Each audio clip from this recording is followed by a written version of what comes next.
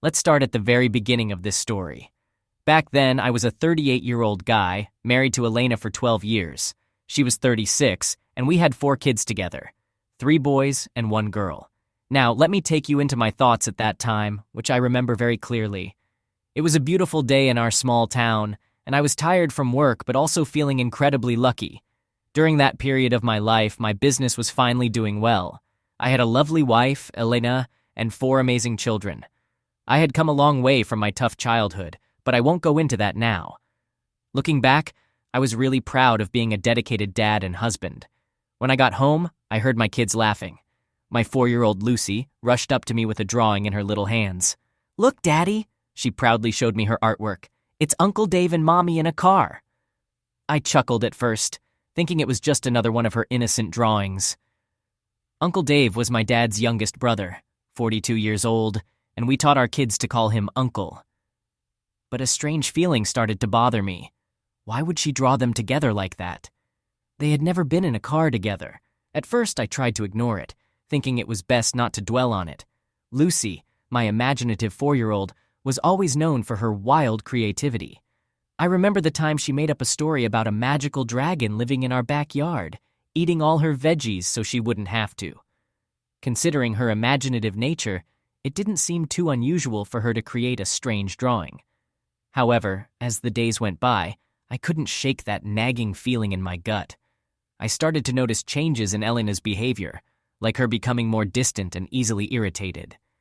She seemed distracted, and her affectionate hugs, which used to be warm, now felt distant and cold.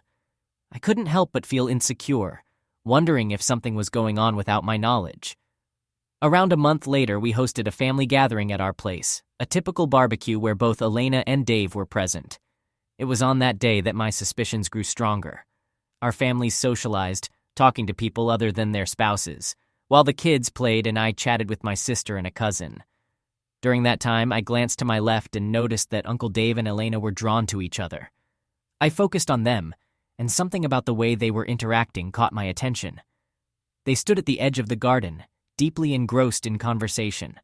Their closeness and body language were unusual for a regular family chat.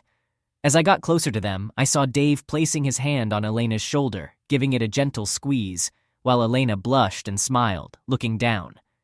That particular moment struck me as odd, leaving me with an uneasy feeling. It seemed like they had a connection that went beyond the usual family dynamics, and I, as her husband, felt like an outsider. Their relationship seemed to be more than just family-related, and it left me questioning the true nature of their connection. Sometimes, your instincts send a signal that something is not right. When I stood in front of them, they abruptly stopped their conversation and stared directly into my eyes. Dave had a proud expression on his face. It was almost as if they shared a secret bond that excluded me. Unsure of how to proceed, I thought about my options. I decided that I needed more evidence before taking any action, so I chose to keep gathering information and closely monitoring the situation. While still at the family reunion, I thought it would be a good idea to find out more about what Dave had been up to lately. I had conversations with different family members, and they all mentioned that Dave was still unemployed. One cousin even jokingly said that Dave seemed to be spending all his time chasing ladies. None of them mentioned anything about his relationship with Elena, but Dave's strange behavior and lifestyle only made me more suspicious. In the days after the reunion, I started looking for more clues and inconsistencies in their stories. I began closely watching their phone calls, texts, and where they went. I knew that if something was really wrong, the truth would come out eventually. A few days after the gathering, I had a feeling that Dave might have visited my house while I was at work. This suspicion came from something Elena said about Dave coming over to get his watch that he had left behind during the barbecue. I asked Elena about the watch, finding it a bit odd. She explained, "Yes, his watch. He forgot it when he moved it away from the barbecue smoke, I suppose." It seemed somewhat strange but also possible, as I had seen others do similar things. Still, I decided to ask my neighbor Tom for a favor. I told him I suspected someone might have messed with our yard, and I wondered if he could check his security camera footage for any suspicious activity during a specific time. Tom, always willing to help, agreed. As we watched the footage together, I saw something that made my heart sink. On that specific day, Dave was seen entering our house while I was at work.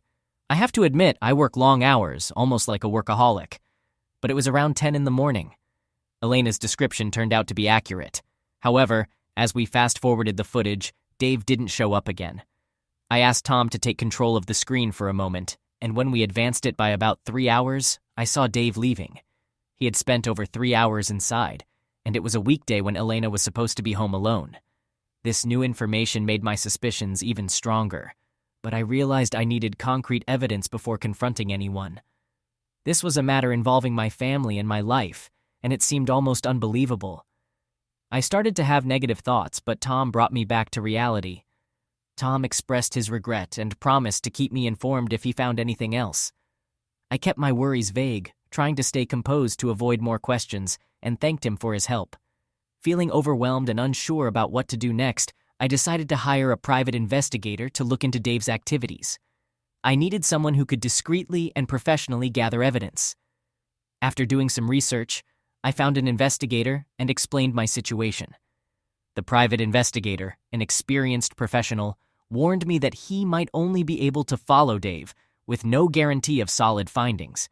However, he assured me of his dedication to uncovering the truth. In the following weeks, the private investigator provided me with updates on what he discovered. He told me that Dave frequently traveled around town, which was puzzling given his apparent lack of a job and his seemingly busy schedule. The investigator also found out that Dave was using 2 different vehicles and often parked near a creek close to my house. Additionally, he tracked Dave to a motel near the nearby big city. I was surprised when the investigator shared information about the motel. According to him, on one occasion, he saw Dave going into a room at the motel. Just 30 minutes later, Elena arrived and went into the same room. The shock and pain I felt were indescribable. Despite my suspicions, I had held on to a glimmer of hope that I might be wrong.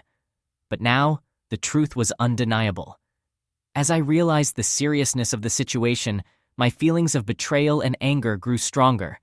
I couldn't understand how Elena, the woman I had married and the mother of my children, could betray me like this. The life we had built together felt like a facade, and knowing about her daily deception filled me with rage. Then there was Dave, a family member who had witnessed my growth, now responsible for tearing my family apart. He knew our history and I had trusted him, but he had betrayed me. My emotions were overwhelmed by hatred and fury towards both of them. I organized a family dinner at my sister's house to reveal their betrayal.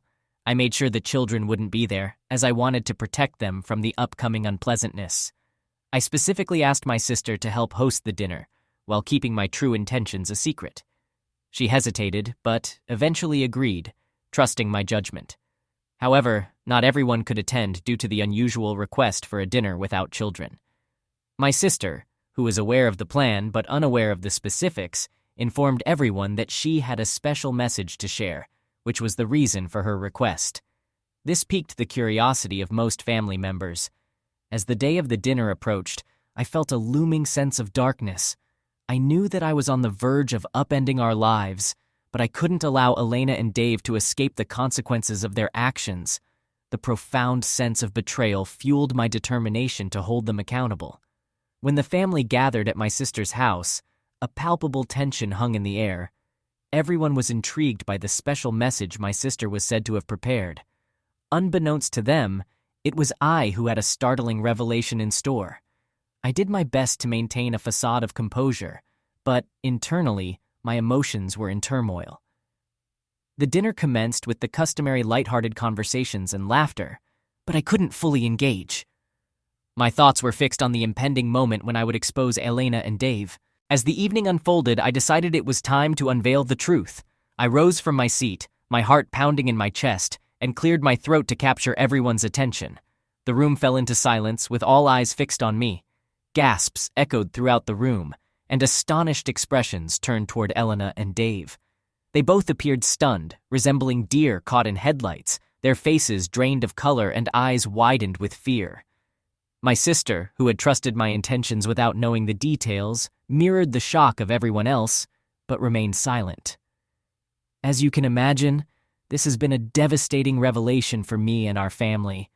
I simply couldn't bear the weight of this secret any longer, And I believe that all of you deserve to know the truth, I said, my voice quivering with emotion but maintaining a semblance of steadiness.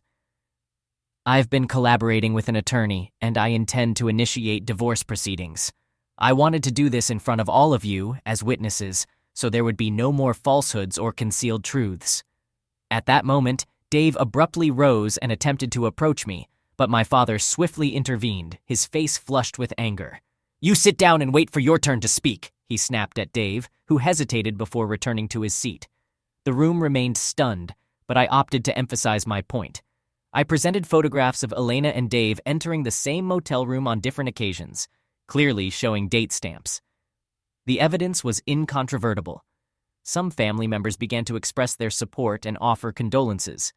My mother began to weep, while others were left speechless, simply gazing at Elena and Dave with a mixture of disappointment and anger. As the shock settled in, the reactions of Elena and Dave couldn't have been more different. While Dave quickly turned red with anger, hurling insults and even making threats, Elena simply froze and stared at the glass of water before her. I remained composed, maintaining eye contact with Dave, refusing to back down. Then, unexpectedly, Elena finally spoke. I'm so sorry," she murmured, her voice barely audible over the commotion of the family members. My father's expression shifted from anger to disappointment as he turned to Dave. "How long has this been happening?" he demanded. Dave responded, 3 years. His eyes filled with a disturbing sense of triumph, the same look he had when he touched my wife during the family barbecue. The room erupted with emotions as my family members began to shout and usher Dave toward the exit. I could sense the anger surging through my veins as I watched him depart, fully aware of the profound betrayal he had inflicted upon me and my family. With the commotion subsiding and Dave being escorted out of the house, the attention in the room shifted towards Elena and me. My dad and a few family members began gently guiding people from the dining room into the living room, leaving just Elena, my sister, my dad, and a couple of other relatives with me. As the door closed behind us, a heavy silence filled the room. My inner turmoil of anger and betrayal was a challenge to control, especially with Dave's revelation echoing in my mind. 3 years. I hadn't anticipated it lasting that long. My anger escalated, evident in my tone as I questioned Elena. "What do you want, Elena? You didn't just do this to me, you did it to our kids too." Elena admitted, "It's true, I'm so sorry." I inquired if that was all, my voice appearing calmer, although my growing anger was apparent. My dad and sister intervened to help calm me down, while 2 of my female cousins stayed with Elena. She continued to beg for forgiveness, repeatedly expressing her remorse and claiming it had only been 2 months. However, none of us were in the mood for such explanations. Cheating is cheating. I informed her that we were going home, and she could stay at the motel while I took care of the kids. Gradually, I regained my composure and focused on the necessary tasks at hand. I apologized to my sister for not informing her earlier, but everyone in the room understood why I had taken the actions I did. They assured me of their support for both me and the kids, pledging to assist us through this challenging period. One of my cousins volunteered to drive Elena to the motel, while another went to collect her necessary belongings from our house. It marked a somber conclusion to what had commenced as a family dinner, but I understood that it was merely the initial stage of a lengthy and painful journey ahead. Elena departed from the family dinner that evening accompanied by one of my cousins, while another cousin joined me to retrieve her essentials from our residence. During the packing process, I retrieved the suitcase I had prepared in advance, which contained the divorce papers. Although I wasn't certain it contained everything she needed, it included all the essentials and the divorce documents. When my cousin delivered the suitcase to the motel, she discovered Elena lying on the bed, crying and trembling. As she unpacked Elena's belongings, the divorce papers drew her attention, and she set them on the nightstand. Elena noticed them and immediately panicked, shouting and pleading for forgiveness, begging my cousin to take her back home. She exclaimed, "It wasn't 3 years. It was only 2 months. I did it, but it meant nothing." After some time, she grew calmer, and one of my cousins gently took the papers from her, kindly explaining that it was a necessary step. Elena fell completely silent as they left her alone in the room. It was a challenging moment for all of us, and I couldn't help but experience a sense of sadness and remorse as I reflected on the unfolding events. Nevertheless, I recognized the importance of maintaining strength for my children and making choices that would ultimately benefit all of us. Following 2 nights spent at the motel, Elena returned home. I awaited her arrival with my sister, and when she appeared, our children rushed up to her, seeking hugs and kisses. Seeing our children so overjoyed to be reunited with their mother truly pained me, especially considering her actions. Once we were alone as adults, my sister kept the kids occupied, and Elena and I engaged in a lengthy conversation about our predicament. Elena appeared worn out, appearing almost a decade older than the last time I had seen her. We came to an agreement that she could remain at home with the children for a short period, but we would occupy separate rooms, and I would proceed with the divorce proceedings. As the days passed, Elena grew increasingly desperate in her efforts to win me back.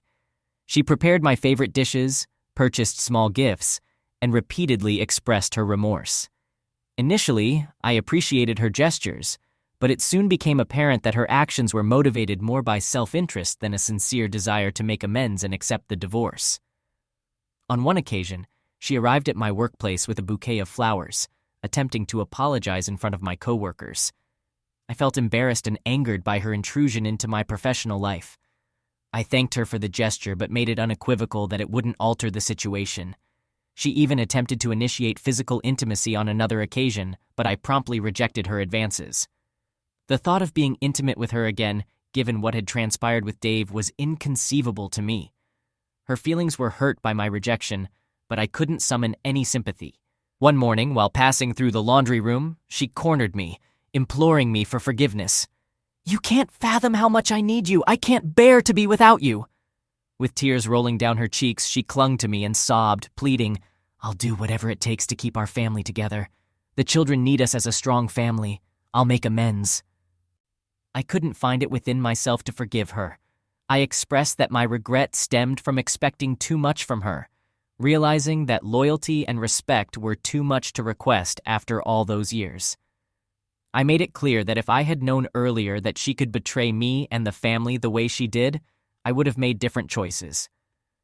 After our conversation, Elena withdrew entirely, and I headed upstairs to continue my day, overwhelmed by profound sadness and regret over the state of our marriage. No matter how hard she attempted to win me back, the sense of betrayal and pain she had inflicted on me lingered. The last straw was when she involved our children in her efforts to reconcile. She would tell them that she missed me and desired to reunite our family. I was livid and insisted that she cease using our children as pawns in her attempts. Divorce became the sole viable option. I had no intention of fighting to retain a cheater, even if she was the mother of my children. Despite her best efforts, I remained resolute in my decision, realizing that we couldn't share the same household any longer. Eventually, Elena recognized that my mind couldn't be changed, and she moved into her own apartment. It was a challenging period for all of us. The divorce proceedings proceeded without significant contention. Elena accepted all the terms without resistance, and we reached an agreement for joint custody of our children. However, the majority of our assets were awarded to me, as it was an at-fault divorce. It's worth noting that during our final meeting with the lawyers to settle everything, Elena addressed me directly. She said, "I'll go to therapy because what I did to our family is wrong. I can't forgive myself for what I did to you, but I'll strive to be better and I'll wait for you. Whether you join me or not, I'll stay by your side from a distance because you're the father of my children and the love of my life. You are truly the only man for me." I simply nodded politely, hugged her, and assured her that we would take good care of the children. But I made it clear that we could never be together again. As I hugged her and prepared to let go, I felt the weight of her body sinking deeper into my arms just before she hugged me back tightly, recognizing that it would be our last embrace. I can't deny that I still cared for her. After all, she's the mother of my 4 children, who are the greatest blessings in my life. As the divorce was finalized, Elena moved into her own apartment, and we gradually adapted to our new routines. I made sure she had everything she needed for the kids when they were at her place because they are my children. However, I knew she might view it as something she could use in the long run, which I found wrong. I did notice that she took most of the wedding photos and pictures of us together when she left. It struck me as odd when I saw them on her wall while helping her set up her apartment, but I thought it might be a phase before she fully accepted our situation. She made several attempts to stay close to me. Whenever I picked up the kids or during their birthdays at my place, she would find reasons to keep me within eyesight. When our family came around, I ensured she was still welcome and that people treated her with respect for the sake of the children. She would often tell them, "I'm working on improving myself to be with your dad. I made mistakes and didn't give your dad what he deserved. I didn't realize what I had. But the father you guys have, that's the only man I can be with." When they asked what happened, she never went into specifics about the cheating, and I was grateful for that. Her main focus in life revolved around raising the children, maintaining her fitness at a women's gym, and working part-time when the kids weren't with her. As the kids grew older, they often mentioned that their mother had hopeful dreams of reuniting our family. 2 years later, I started to become more open to the idea of dating again, without making it awkward for the kids. However, I wasn't ready for a serious relationship just yet. I wanted to meet new people. It took me some time to overcome the past, and I was determined to avoid introducing any negativity into our lives that could affect the children. With my business booming and taking up most of my free time when I wasn't with the kids, it was surprising when I crossed paths with a woman named Jolene. It happened when I had to pick up one of my sons from a party, and I struck up a conversation with the sister of the party host's mom. She offered me some apple pie, and the rest is history. To this day, her hair reminds me of that first meeting, with its long and silky brown locks. Jolene is a Latina woman who is 9 years younger than me. She's not only energetic physically, but also exudes a vibrant and enthusiastic personality. I must mention that she has a unique way of embracing her femininity towards me, softening up in my presence and complimenting every aspect of my life. More importantly, she has developed a wonderful bond with the kids, and they adore her. After a year of dating, she moved in, and we've been together ever since. While she can't have children, I won't delve into the details. She is passionate about her role in our family and respects Elena's place in the children's lives. Any unintentional boundary crossing is handled with care. On one occasion, Jolene had to excuse herself to our daughter because she was concerned that she might be inadvertently hurting her mom, Elena. This happened after they had gone shopping together multiple times and had a great deal of fun. Our daughter expressed that shopping was her favorite pastime and that she enjoyed spending that time with Jolene. From then on, they shared a fascination for fashion. The boys playfully teased them, especially when they started sharing a walk-in closet, a tradition that continues to this day. Now let me take you back to when Elena first met Jolene. Elena's initial encounter with Jolene occurred when she came to pick up the kids. At that time, Jolene and I had been dating for a few months, and I believe the kids had mentioned her to Elena before this meeting. While I can't recall their exact words, they had expressed their admiration for Jolene and mentioned that she occasionally stayed at our house. On the day they met, Jolene came outside to greet Elena. I want to be impartial here, but I could sense some tension on Elena's part as she watched Jolene approach. It's worth noting that Jolene is naturally cheerful and gets along with everyone. However, as I mentioned earlier, her feminine and engaging presence may have taken Elena by surprise. Even my own mother playfully acknowledges her beauty by giving her nicknames that highlight her femininity. Jolene tends to become a bit shy in response, which I find endearing, and I'm not alone in that sentiment. But back to the moment when they met. Elena's behavior was unlike anything I had ever seen from her before. She was exceedingly gentle and poised, almost as if she wanted to match Jolene's demeanor. Jolene, in turn, was sweet and respectful toward Elena. She offered a warm and sincere hug and tried, albeit unsuccessfully, to remain in the background during their social interaction. Jolene's genuine desire is to always do the right thing, and she deeply cares about not making others feel bad. That's just how she is. She believes it's something she should work on, but I assure her that there's no need, because it's one of the things I love about her.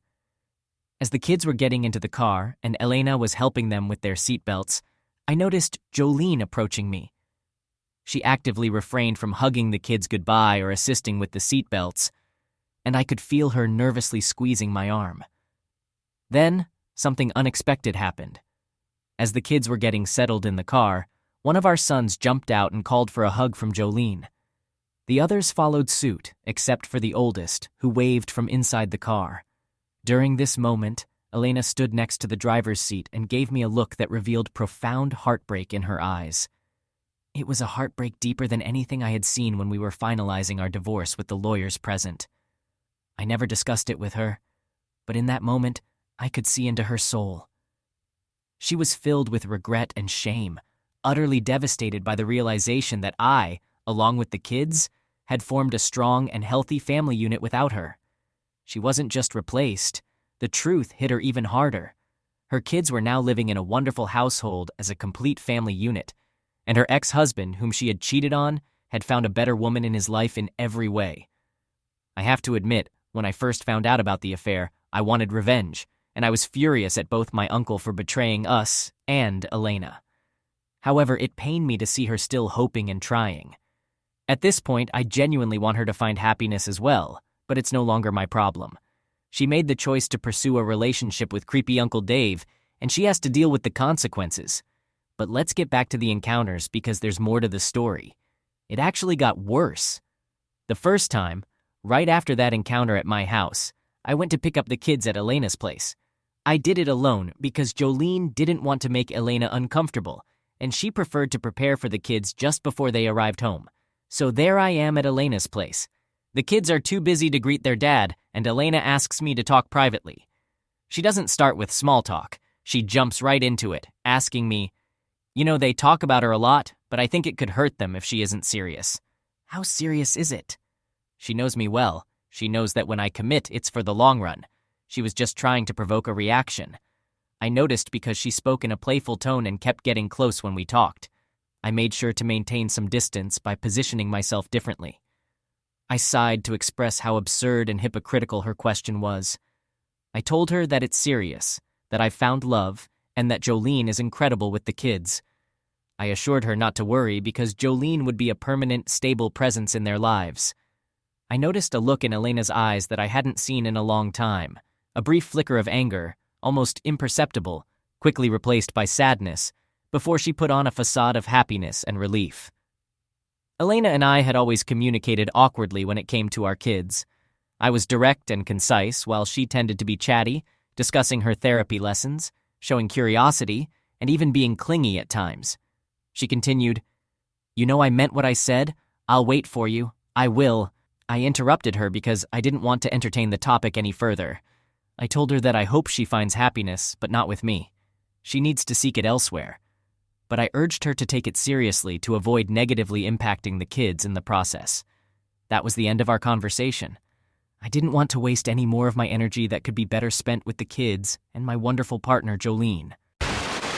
Fast forward about 6 years, and this is no joke. My son returned from his mom's place, and during dinner he playfully remarked, "Hey, Dad, did you know that Mom keeps a picture of both of you on her nightstand?"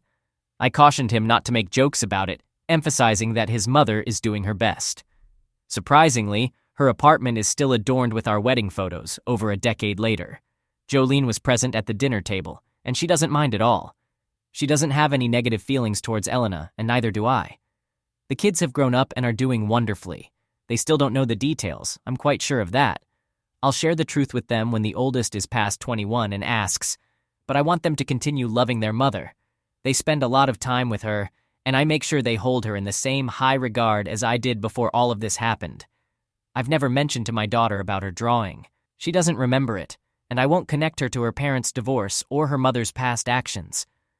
Elena is terrific with the kids. She goes above and beyond for them every day. They mean the world to her. She just needs to understand that I'm not coming back. Physically, Elena is in great shape and could date anyone she wants, but she chooses to live alone in the same apartment. She has never broached the topic of rekindling our relationship. I no longer need to ensure that she's welcome at family gatherings when the kids are involved. She is free to join if it concerns the children. Jolene's sociable nature has helped Elena warm up a bit towards her, and I've witnessed them sharing smiles, which is nice. When Jolene hosts kids' parties at our place, she occasionally invites Elena to help out, but the reverse happens less often. Jolene doesn't expect Elena to initiate such invitations, and I trust Jolene to maintain a healthy distance, not getting too close. If there are significant changes in Elena's life, I could provide an update, but it might take more than 5 years. Reflecting on everything now, I realized that the divorce was the best outcome for me. It allowed me to grow and become a stronger individual. I've learned the importance of trusting my instincts and not ignoring my gut feelings. Most importantly, life is unpredictable, and it's our responsibility to make the most of every situation and keep moving forward. Before I conclude, let me add one last interesting tidbit. I almost forgot about Dave, our infamous uncle. He's lived in our town his entire life and used to be quite popular. However, it seems that most people from his past either avoid him or give him unfriendly looks, but that's just speculation. Honestly, I haven't seen him in person in a long time. According to my cousins, he's taken a different path, and it doesn't involve my ex-wife. He's not as sociable as he used to be, and at family gatherings, they mention how he's isolated in a small apartment in Wisconsin, rarely seeing the sun. It appears that the bottle has become his closest companion, and he spends his time rewatching content on streaming services, with family members occasionally checking in to ensure he's still alive. Elena and I never discussed it, but apparently he attempted to locate her and stays in touch with family members, inquiring about her well-being and if he can reach out to her. However, they don't entertain the idea of helping him. That all happened more than 6 years ago.